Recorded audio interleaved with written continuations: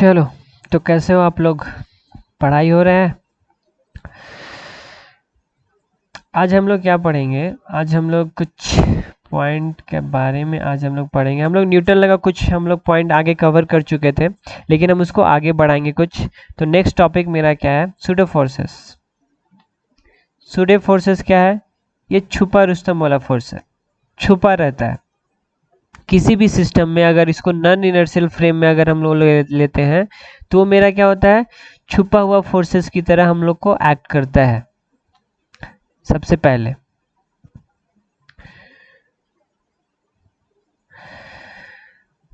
Okay, तो फिर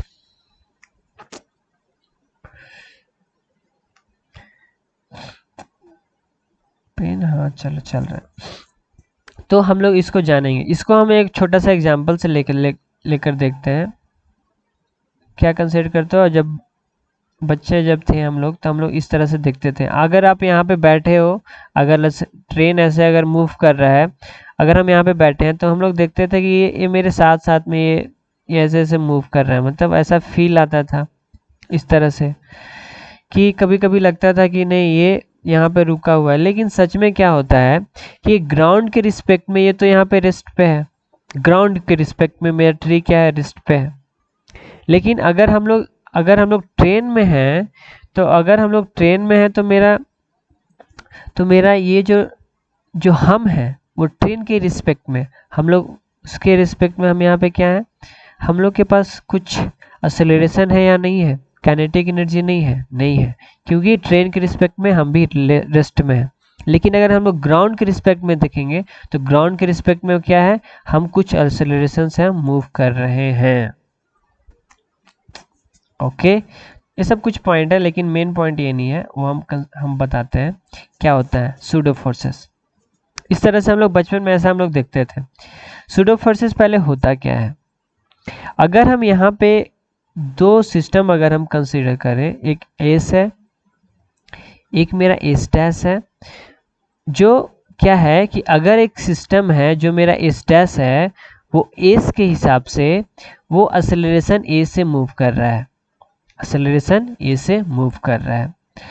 यहाँ पे कोई भी एक सूडो फोर्सेस लग रहा है जो ए नॉट है, यहाँ पे एक पॉइंट पी है। तो इसको हम लोग कैसे करेंगे?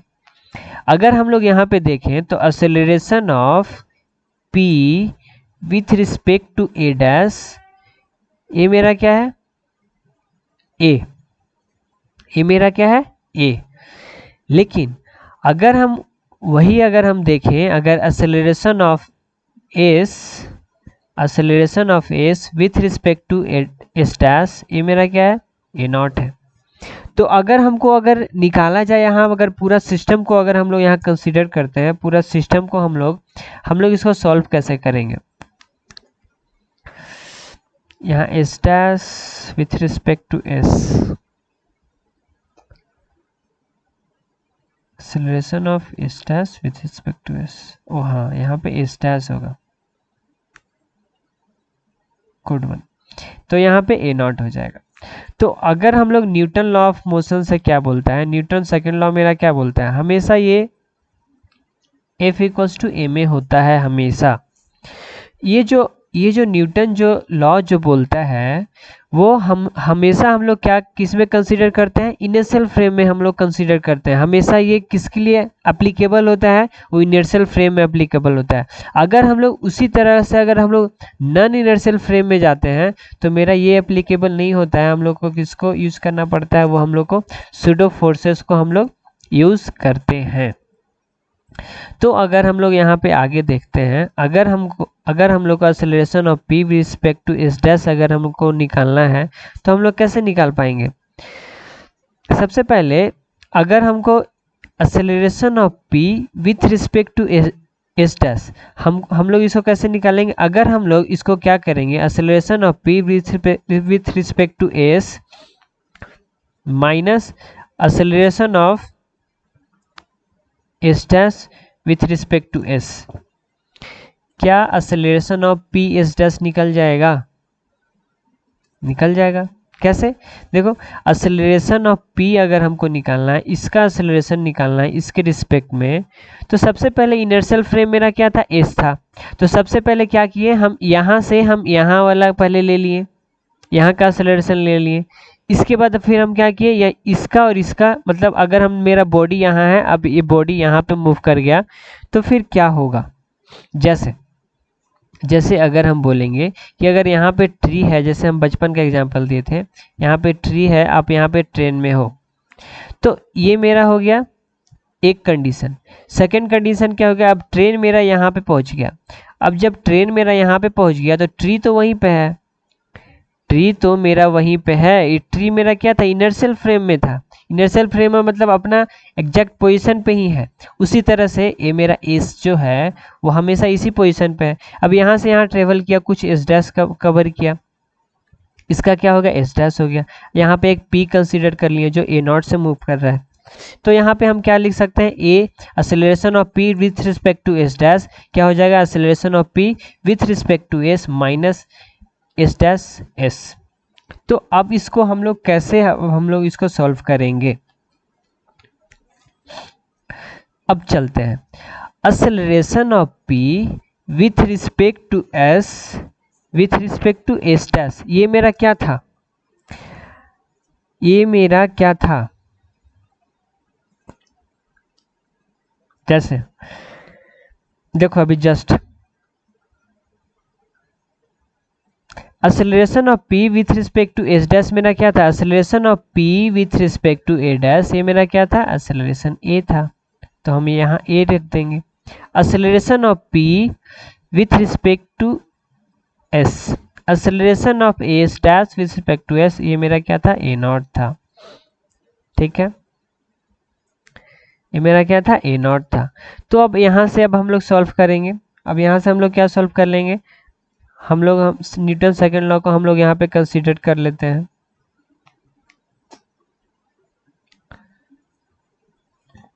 ठीक है,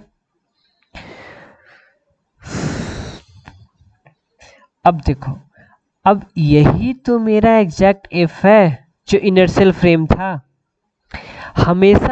हमेशा जो मेरा इनर्शियल फ्रेम में जो हमेशा जो अगर हम लोग कंसीडर करते हैं, अगर किसी भी बॉडी अगर इनर्शियल फ्रेम में है, तो मेरा न्यूटन सेकंड लॉ किस पे एप्लीकेबल होता है?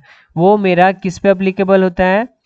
हमेशा वो इनर्शियल फ्रेम में एप्लीकेबल होता है। तो देखो, एक्सेलरेशन ऑफ पी मेरा कहाँ है? यहाँ पे, और ये मेरा कहाँ है? एस। तो यही तो मेरा इनर्शियल फ्रेम है। यस और नो? यही मेरा क्या है? इनर्शियल फ्रेम है। तो इनर्शियल फ्रेम है, तो इसको हम लोग कैसे लिख सकते हैं? M A equals to F minus M A not लिख सकते हैं। तो एफ इक्वल्स टू यहाँ पे क्या हो गया? M A minus F equals to क्या हो गया? एम ए प्लस, या अगर आपको एक्सेलरेशन फाइंड करना है तो आप ऐसे भी कर सकते हो, F minus M A not divided by M. ये मेरा रियल इक्वेशंस हो गया सूडो फोर्सेस का।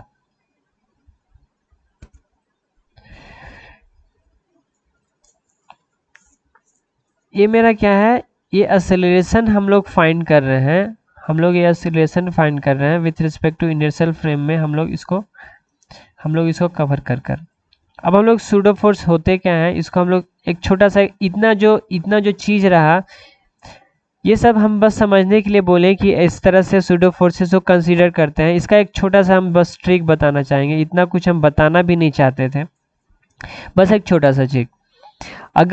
अगर आपका दोस्त है अमन, यहाँ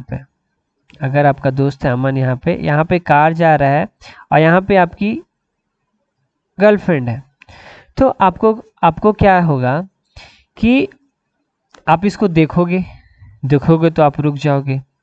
तो क्या हुआ आपके हिसाब से? अगर आपको क्या कंसीडर करते हो आप इसको क्या कर लो, आप इसको इनर्शियल फ्रेम कंसीडर कर लो, जो स्टार्टिंग जो शुरुआती जो दौर है। तो आपके हिसाब से ये क्या है? रेस्ट पे है। ठीक है, लेकिन अगर आपके हिसाब से अगर इस बॉडी को कंसीडर करते जाएं, इस कार को कंसीडर करते जाएं, तो ये क्या है, ये मोशन में है, ये मोशन में है। तो हम लोग सूडो फोर्स कहाँ पे कंसीडर करते हैं? सूडो फोर्स हम लोग नॉन इनर्शियल फ्रेम में कंसीडर करते हैं, हमेशा नॉन इनर्शियल फ्रेम में हम लोग सूडो फोर्सेस को हम लोग वहाँ पे कंसीडर करते हैं। ये तो तरीका हुआ एक्सेलरेशन फाइंड करने का, A a man with respect to this, a man is with respect to this. तो हम लोग इसको बॉडी को कैसे हम लोग निकालेंगे? अगर बॉडी किसी फोर्स से ऐसे मूव कर रहा है तो इसका जस्ट अपोजिट में आप ए नॉट ले लो, जो सूडो फोर्सेस को मेरा कंसीडर करेगा, जो मेरा एम ए नॉट हो जाएगा, इधर मेरा एम ए हो जाएगा। ये सही तरीका होगा। हमेशा किसी भी क्वेश्चन को सॉल्व करने के लिए आप डायरेक्ट ये ट्रिक आप लगा सकते हो। अगर आप देख रहे हो कि इस बॉडी का एफ लग रहा है, जिसका जस्ट अपोजिट में एम ए नॉट लगा दो। This is called pseudo forces. एक छोटा सा एग्जाम्पल,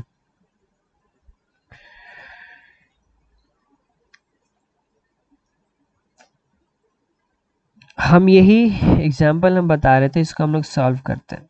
एक ट्रेन है, एक कार्ट है जो मूव कर रहा है, एक बॉब है वो इस तरह से यहाँ पे है, जो थीटा एंगल है, इधर आपका दिया हुआ है ए नॉट, इधर आपका एक्सेलरेशन क्या है, ए नॉट है।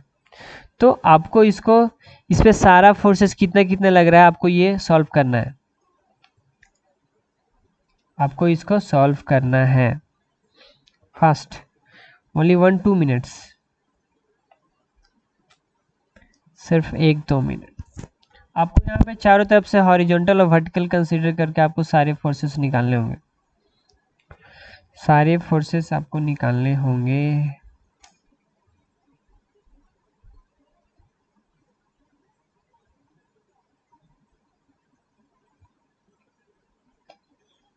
अब इस टॉपिक में ज़्यादा नहीं पढ़ना है आपको, एक सूडो पढ़ना है, एक हॉर्स कार्ट का है,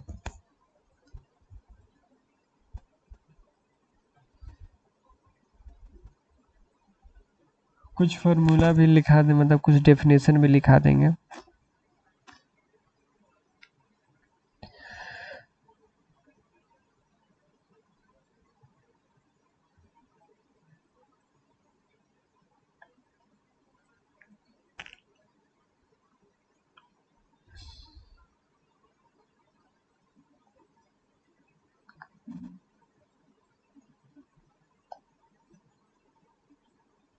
चलो अब यहाँ पे हम लोग सॉल्व करते हैं।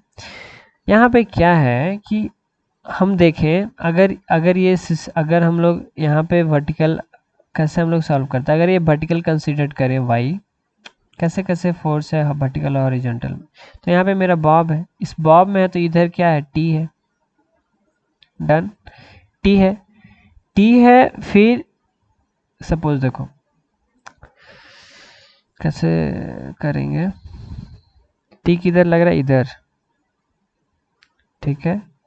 जब टी इधर है तो ये वाला मेरा क्या हो जाएगा, जैसे देखो ये मेरा थीटा है, ये मेरा इधर टी है।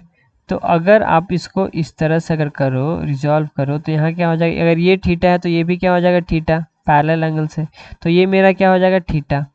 यहाँ तक डन, यहाँ तक डन। अब देखो, अब जब ऐसा होगा तो इधर क्या हो जाएगा, टी कॉस थीटा, इधर क्या हो जाएगा, टी साइन थीटा। यहाँ तक ठीक है, यहाँ तक ठीक है। अभी हम आपको जस्ट बताएं, अगर एक्सेलरेशन ए नॉट से इधर मूव कर रहा है, आप इसका सूडो फोर्सेस है वो कंसीडर करना है, तो आप इसको जस्ट कंसीडर कर लो। देखो यही सब नॉन इनर्शियल फ्रेम है, ये पेंडुलम किसी भी एक्सेलरेशन से मूव कर रहा है। एक एक्सेलरेटर जो मेरा लिफ्ट कहते हैं, ये ऊपर से नीचे आ रहा है, तो इसको हम लोग नॉन इनर्शियल फ्रेम में लेंगे। हमेशा नॉन इनर्शियल फ्रेम में हमेशा क्या होता है, न्यूटन लॉ अप्लीकेबल नहीं होता है, वैलिड नहीं होता है। इनर्शियल फ्रेम में हमेशा न्यूटन लॉ वैलिड होता है। ये सब कुछ बताने का चीज़ है, लेकिन आपको इस सब पे जाना नहीं है। आपको बस शॉर्ट एंड ट्रिक्स बस अपनाना है। आपको अगर ए नॉट से अगर मूव कर रहा है तो आपको जस्ट अपोजिट में इसका आप कंसिडर कर लो। तो आप इधर क्या कंसिडर करोगे, M A not, got it. तो क्या हो जाएगा देखो, तो अगर हम लोग हॉरिजॉन्टल डायरेक्शन में देखें तो T sine theta minus M A not equals to 0। तो T sine theta equals to M A not. अब हम लोग वर्टिकल में देखेंगे। वर्टिकल में कौन कौन सा फोर्स लग रहा है। वर्टिकल में कौन सा फोर्स, अगर यहाँ पे एक बॉब है तो बॉब के नीचे क्या लग रहा है, mg, यस और नो। बॉब के नीचे mg लग रहा है, ग्रेविटेशनल फोर्स। ये सारा न्यूटन लॉ पे कवर हो चुका है। तो यहाँ क्या हो जाएगा, T cos theta equals to mg। अब यहाँ पे हो गया, तो आप यहाँ से ये थीटा फाइंड करने के लिए बोल रहे हैं ना, find the angle made by the string with the vertical. हाँ, थीटा फाइंड करने के लिए बोला। देखो तो दोनों इक्वेशन को आप डिवाइड कर दो, T sine theta T cos theta M A naught M G, M से एम कैंसल, टी से T cancel, tan theta equals to A naught by G. तो थीटा इक्वल्स टू क्या हो गया, tan inverse A naught by G. चलो अब कुछ कुछ पॉइंट हम लिखा देते हैं। इधर आप लिखो इनर्शियल फ्रेम, इधर आप लिखो नॉन इनर्शियल फ्रेम। पहला पॉइंट,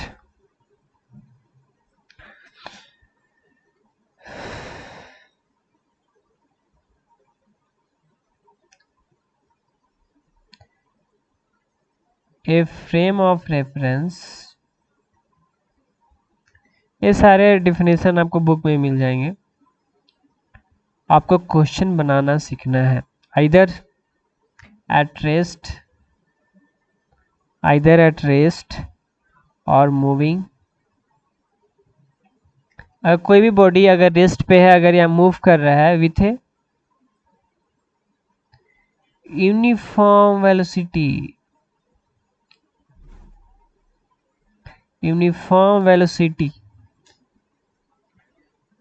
is known as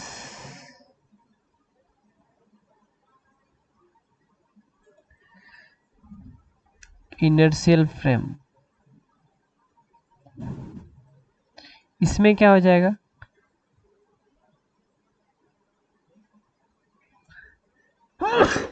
अगर ये यूनिफॉर्म वेलोसिटी से मूव कर रहा है तो यहाँ पे क्या है, जीरो एक्सेलरेशन।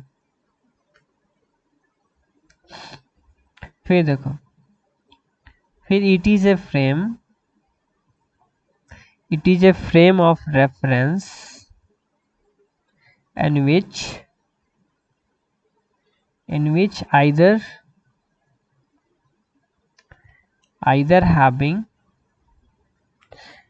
having a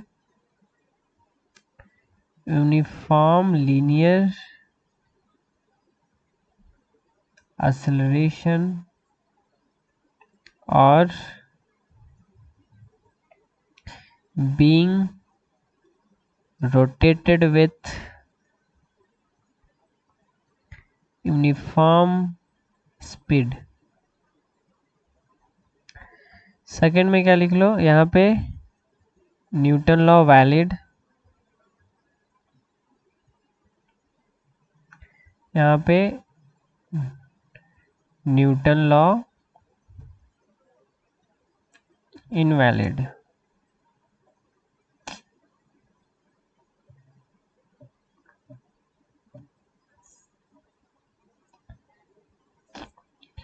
फिर यहाँ पे अगर एक ट्रेन एग्जांपल में मूव लिख सकते हो, अगर आप ट्रेन एक मूव कर रहा है यूनिफॉर्म वेलोसिटी से, तो इसको क्या कंसीडर करेंगे हम लोग, उसको इनर्शियल फ्रेम में कंसीडर करेंगे। जैसे हम लोग बचपन में नहीं देखते थे, ये ट्रेन मूव कर रहा है, ये यूनिफॉर्म स्पीड से अगर मूव कर रहा है तो इसको हम लोग इनर्शियल फ्रेम में देखेंगे। हमेशा इसके रिस्पेक्ट में किसी भी फोर्सेज को, किसी भी एक्सेलरेशन को हम वहाँ पे लेंगे।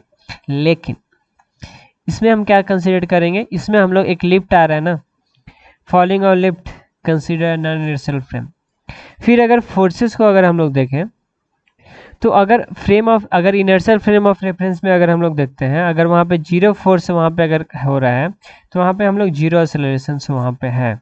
लेकिन अगर अगर नॉन इनर्शियल फ्रेम में अगर है, कहने का मतलब कि अगर हम यहाँ पे देख रहे हैं, अगर ये बॉडी अगर इनर्शियल फ्रेम में है, अगर हम लोग यहाँ पे कंसीडर कर रहे हैं कि यहाँ पे फोर्सेस जो हैं वहाँ पे 0 है, टोटल फोर्सेस यहाँ पे क्या है 0 है, तो इसका एक्सेलरेशन भी मेरा क्या हो जाएगा 0। But in non inertial frame अगर हम लोग देख रहे हैं कि इसमें फोर्सेस मेरा क्या है 0 हो रहे हैं, लेकिन ऐसा जरूरी भी नहीं है कि इसका जो एक्सेलरेशन होगा वो 0 हो जाएगा। ऐसा कोई ज़रूरी नहीं है कि उसका एक्सेलरेशन मेरा क्या हो जाएगा 0 हो जाएगा। तो ये सब कुछ कुछ पॉइंट है जो याद करना है। इसका एक छोटा सा हम लोग एक क्वेश्चन हम लोग देखते हैं। तो इसका हम लोग क्वेश्चंस कैसे करेंगे,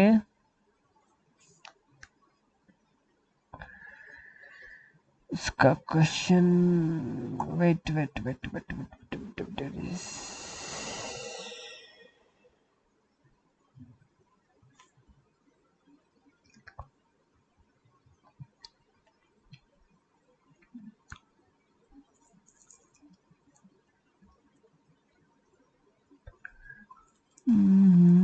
लगता है इसका हम क्वेश्चन नहीं रखे हैं। अगर अच्छा हम लोग कल करते हैं, आज कुछ क्वेश्चंस हम लोग कर लेते हैं।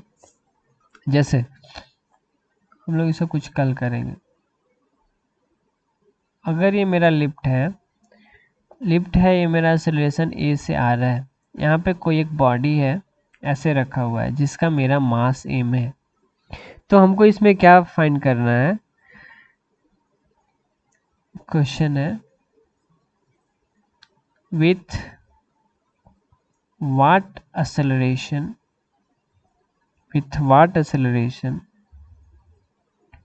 a should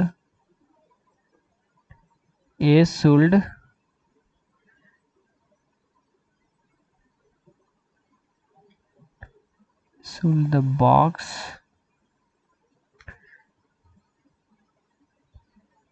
descend so that the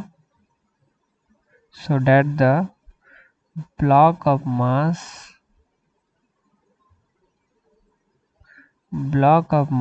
m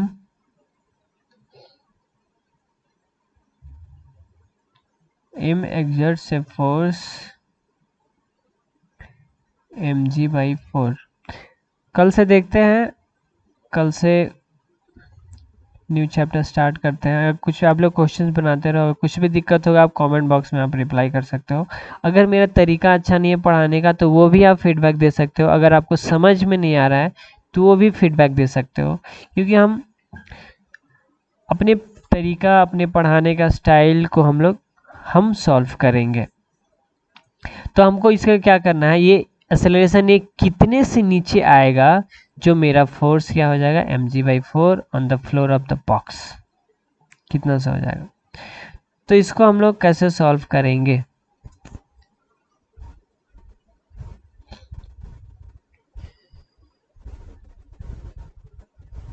अगर इसको हम लोग सॉल्व करने का तरीका देखते हैं। अगर ये बॉक्स रखा हुआ है तो यहाँ पे क्या लग रहा है mg, ये बॉक्स ऊपर में क्या लगा रहा है n नॉर्मल फोर्स, एक बॉडी पूरा एक क्या एक सिस्टम है, तो इसको आप एक सिस्टम कंसीडर कर लो। तो इसमें क्या क्या हो जाएगा, बॉडी नीचे आ रहा है तो आप इसको क्या कर लो mg minus n equals to total force ma। mg ये बड़ा m है ना, और ये भी बड़ा है, ठीक है।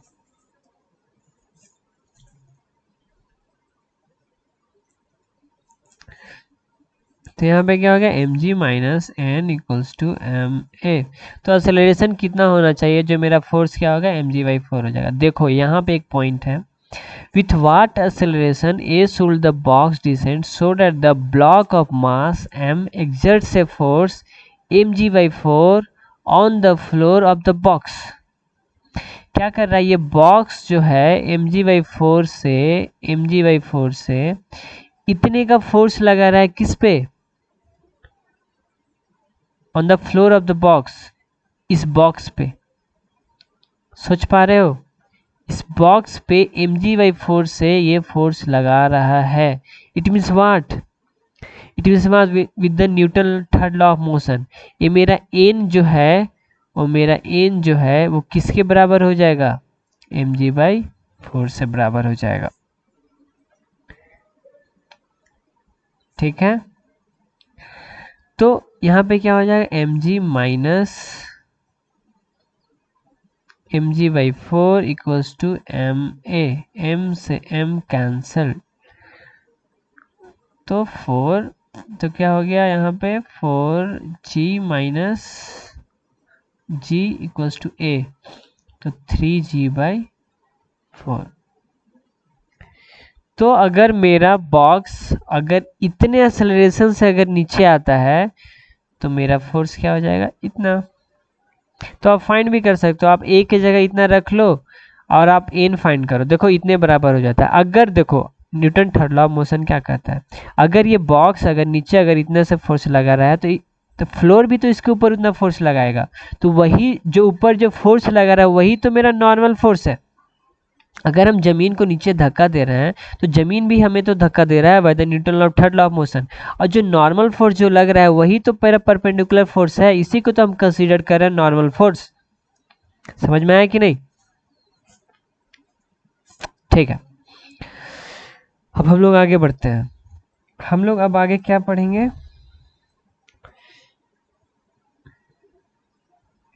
हॉर्स एंड कार्ट, छोटा सा बस है, horse and cart, wait, horse and the cart. इसका क्वेश्चन मिलता है, इसलिए हमको इसको समझना भी जरूरी है और पढ़ना भी जरूरी है। क्या होता है कि अगर ये हॉर्स है, अगर ये कार्ट है, ठीक है, तो हम यहाँ पे कैसे बोल सकते हैं कि ये हॉर्स जो है अगर कोई एक्सेलरेशन से अगर ए नॉट से अगर आगे बढ़ रहा है, तो ये हॉर्स जो है ये कार्ट पे F1 से फोर्स लगा रहा है। ठीक है, जब ये फोर्स लगा रहा है तो ये भी तो फोर्स लगा रहा होगा F2, है कि नहीं? अगर ये हॉर्स जो है वो कार्ट पे F1 से फोर्स लगा रहा है तो इसके पास भी तो कुछ मास है, तो ये भी तो कुछ फोर्स लगा रहा होगा, तो F2 से फोर्स लगा रहा होगा। तो यहाँ पे सोचने की बात है, जब दोनों फोर्स ऐसे जब इक्वल्स हो जा रहे हैं, F1 इक्वल्स टू F2, तो ये हॉर्स आगे कैसे मूव कर पा रहा है, एक कार्ट जो है वो आगे कैसे मूव कर पा रहा है, पहला सोचने की बात है। सेकेंड पॉइंट मोर, अगर हम बोले कि अगर हम इस पे फोर्स, अगर हम इसका फोर्स अगर हम लोग यहाँ पे कंसीडर करते हैं इस हॉर्स का, तो अगर हम इस हॉर्स का अगर हम लोग कंसीडर करें और अगर इस कार्ट का कंसीडर करें तो दोनों किससे मूव कर रहा है, एक्सेलरेशन ए नॉट से मूव कर रहा है। ठीक है, तो यहाँ पे जो मेरा फोर्सेस हैं वो क्या क्या हो सकते हैं।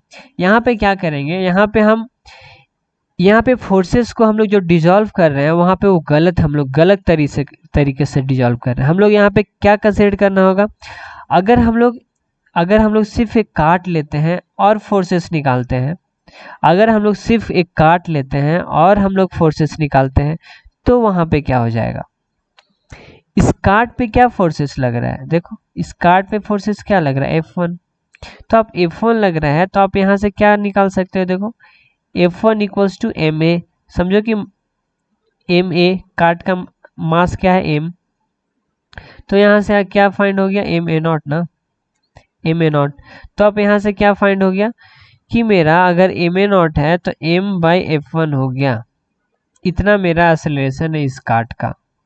फिर उसी तरह अगर हम इसको कंसीडर करें तो ये भी तो इक्वल हो जाएंगे, तो फिर मेरा बॉडी आगे कैसे मूव कर रहा है या फॉरवर्ड कैसे मूव कर रहा है, कैसे मूव करेगा, क्योंकि हम लोग यहाँ पे होल सिस्टम का हम लोग यहाँ पे फोर्स हम लोग यहाँ पे फाइंड नहीं कर रहे हैं, इसलिए हम लोग का ये चीज गलत हो जाएगा।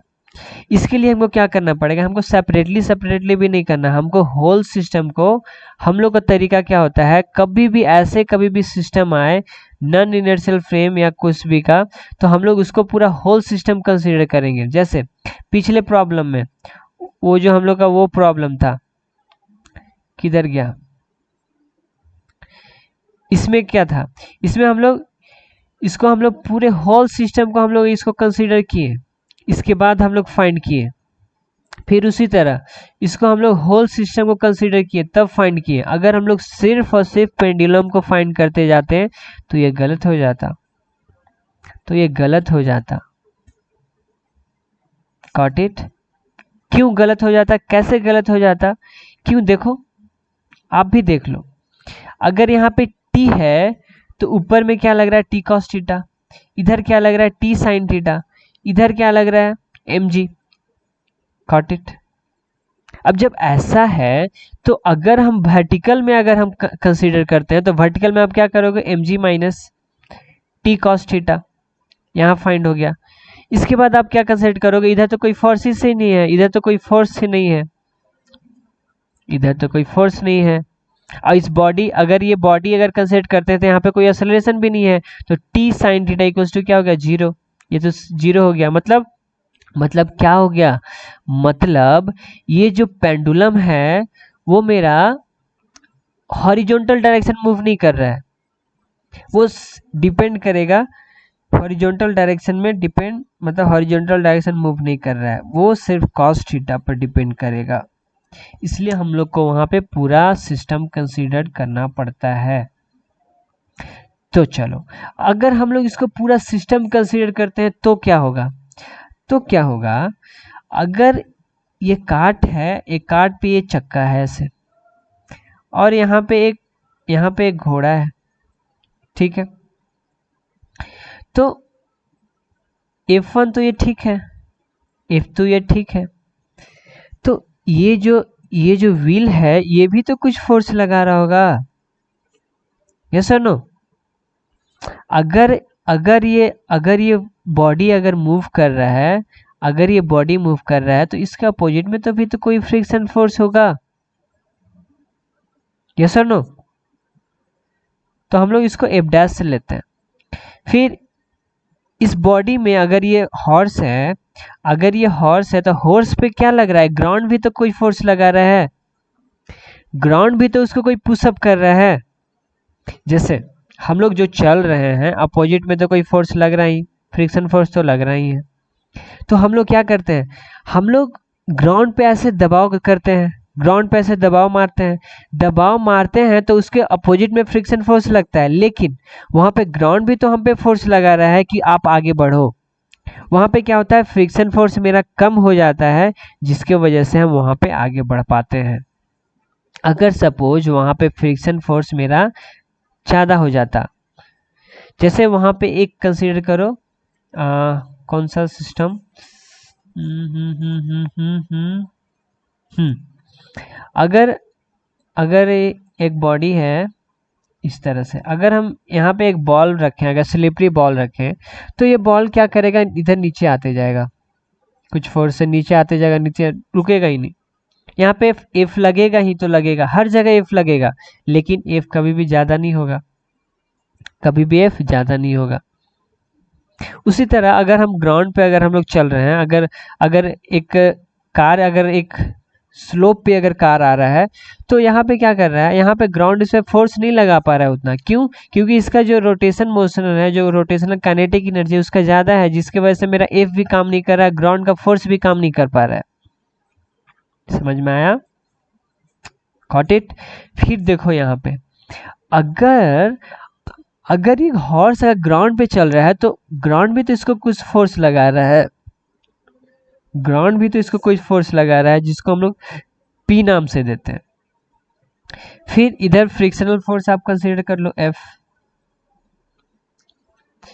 इस बॉडी पे एफ डैश, तो इसको भी उसी तरह से फोर्स लगा रहा है क्यू। तो अब इस पे अब कौन कौन सा फोर्स अब लगेगा, अब कंसीडर करो कौन कौन सा फोर्स लगेगा।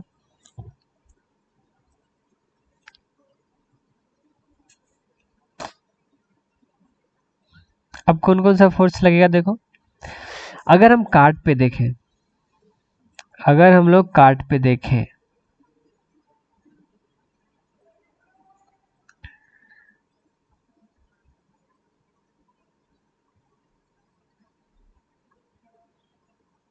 यहाँ पे कुछ गलत तो नहीं है, बॉडी है, मूव कर रहा है, ये ठीक है, एफ डैश इधर लग रहा है, ठीक है, इधर लग रहा है, एफ इधर लगेगा।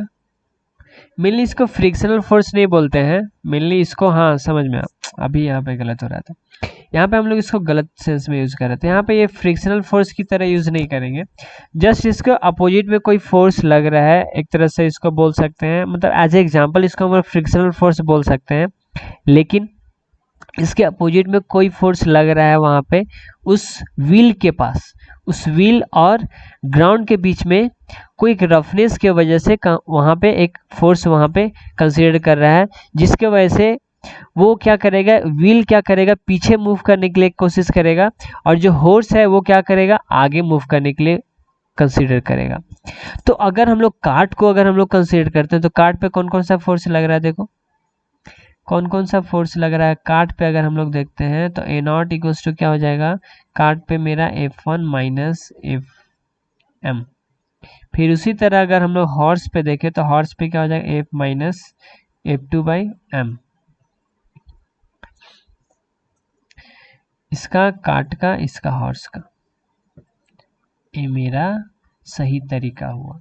ये बताने का क्या था, ये बताने का क्या प्रॉब्लम था कि कभी भी ऐसे कोई प्रॉब्लम्स आए, या आप लिफ्ट में रहो, आप अपना लिफ्ट में है, लिफ्ट में कोई बॉक्स है, तो उसका हम लोग मास कैसे निकालेंगे, उसका एक्सेलरेशन कैसे निकालेंगे, तो वो सिर्फ बॉक्स का फोर्सेस हम लोग कंसीडर नहीं करते हैं, वो सिर्फ बॉक्स का फोर्सेस को हम लोग कंसीडर नहीं करते हैं, वो हम होल सिस्टम को कंसीडर करते हैं कि किस तरह से आ रहे हैं, मतलब अगर लिफ्ट को, तो लिफ्ट को पूरा कंसीडर करेंगे क्योंकि वो नॉन इनर्शियल फ्रेम में रहेगा। Got it? तो हम लोग इस तरह से हम लोग फाइंड कर सकते हैं। चलो अब हम लोग इस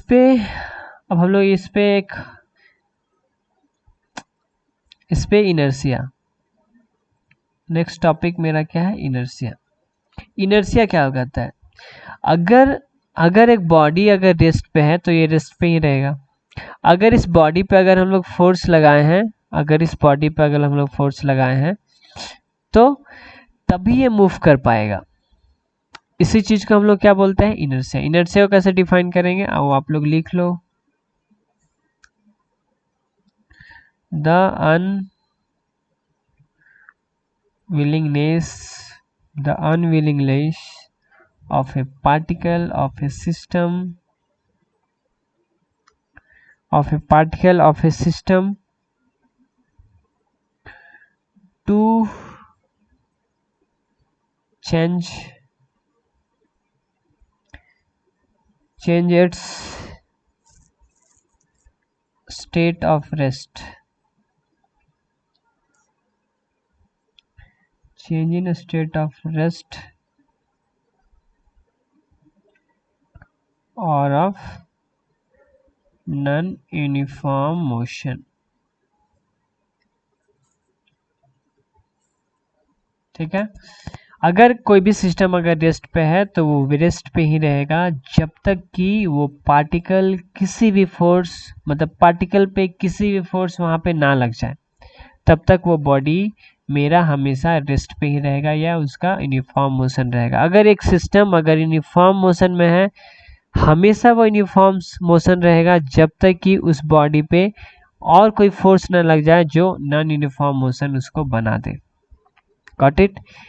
ये जो मेरा है वो इनर्शिया, इसको हम लोग बोलते हैं, हम लोग इसको क्या बोलते हैं, इनर्शिया। चलो कुछ हम लोग क्वेश्चंस करेंगे।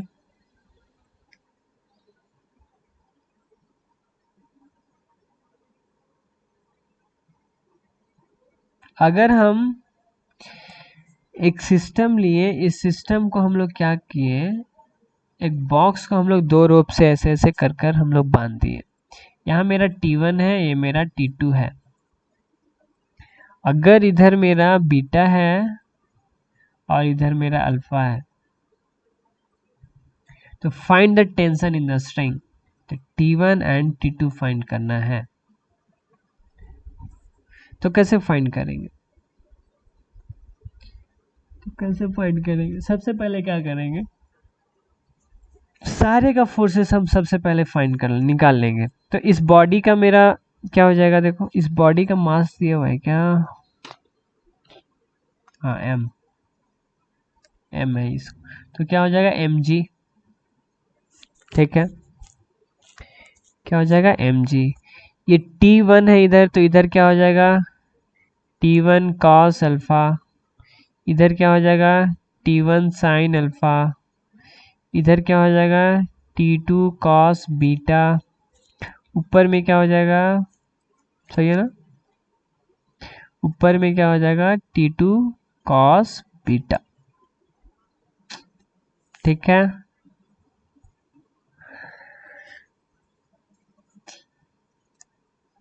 ठीक है, इस पे एक्सेलरेशन तो कुछ नहीं दिया हुआ है, ऐसा कुछ नहीं दिया है। तो इसको हम लोग कैसे फाइंड कर सकते हैं, इसको हम लोग कैसे फाइंड करेंगे, देखो सबसे पहले हॉरिजॉन्टल वाला फोर्स इक्वलाइज कर दो, T1 equals to T2 cos beta हो गया, ये पहला हो गया फर्स्ट इक्वेशन।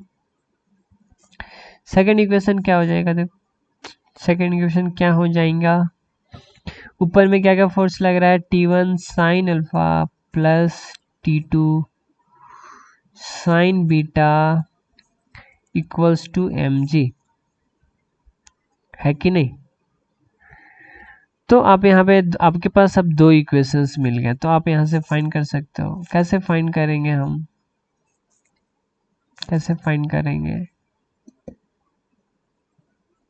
हम लोग आसानी से फाइंड कर सकते हैं। T1 का वैल्यू रख दो आप किसी भी इक्वेशंस में, आप वहां से फाइंड भी कर सकते हो, बहुत सारे तरीका हैं, आप उस तरह से इसका वैल्यू फाइंड कर लोगे। जो हम इसको सॉल्व नहीं करने जा रहे हैं, जो T1 का वैल्यू है आपका क्या है, mg beta, mg cos beta divided by sine alpha plus beta, फिर T2 क्या है आपका mg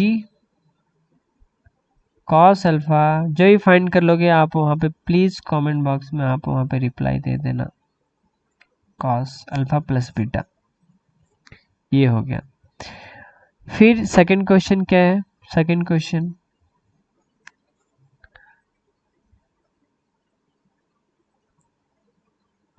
लास्ट क्वेश्चन होगा, अगर सेम स्ट्रिंग से यहाँ पे अटैच है, ये मेरा m1 है,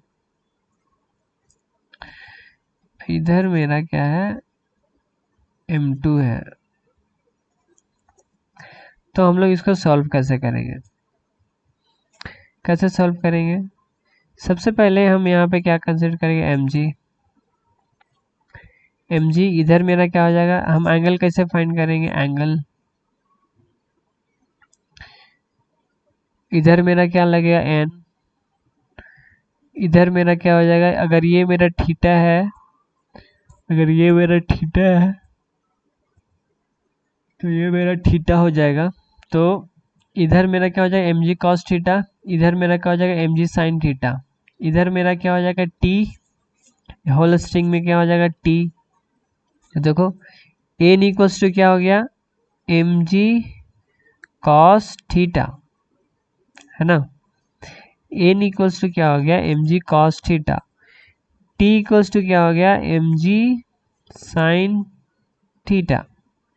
जब ऐसे हो गया, अगर और सेम स्ट्रिंग है तो हम बताए थे सेम स्ट्रिंग में टेंशन हमेशा सेम होते हैं, तो इधर क्या हो जाएगा m2g, है ना, तो क्या हो जाएगा, अगर हम सेकेंड बॉडी को अगर कंसीडर करते हैं तो m2g equals to mg sin theta,